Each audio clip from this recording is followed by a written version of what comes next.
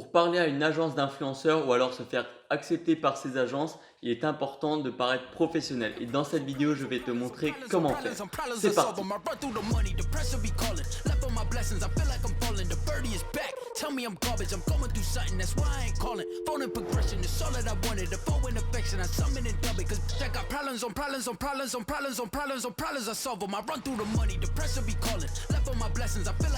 Salut à toi, j'espère que tu vas bien. Donc dans cette vidéo, comme tu l'auras compris, je vais te montrer et t'expliquer comment se faire accepter par les agences des influenceurs, que ce soit en France, aux États-Unis ou peu importe.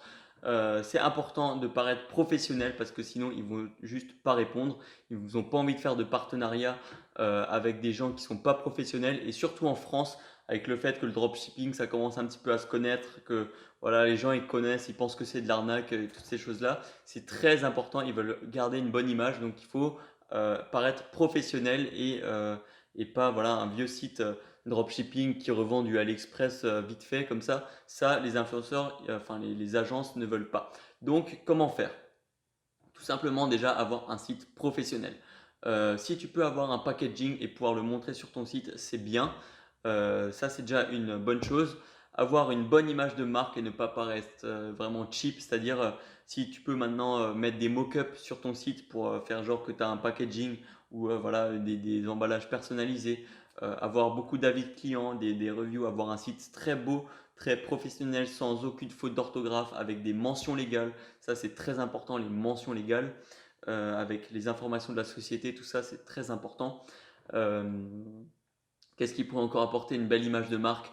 Des belles vidéos, voilà, des belles vidéos, voilà, de la confiance sur le site. Faut qu'on, dès qu'on arrive sur ce site, on se dise waouh, ça c'est un beau site, c'est une vraie marque qui existe, c'est pas du AliExpress. Voilà, faut vraiment qu'on puisse se dire ça.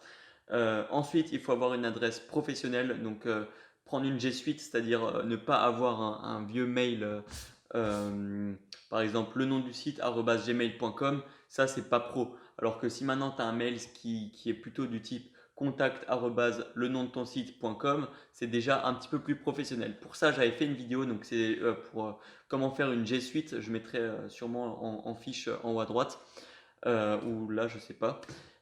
Ensuite, une fois qu'on a la G Suite, il faut faire une belle signature. Pour la signature, j'ai aussi fait une vidéo. Je la mettrai aussi en haut à gauche ou à droite, je ne sais pas. Et enfin, pour les mails, il faut créer un mail pro. Et ça aussi, j'avais fait une vidéo il y a quelques temps, mais je pense que j'en referai une sur comment écrire un mail professionnel aux influenceurs.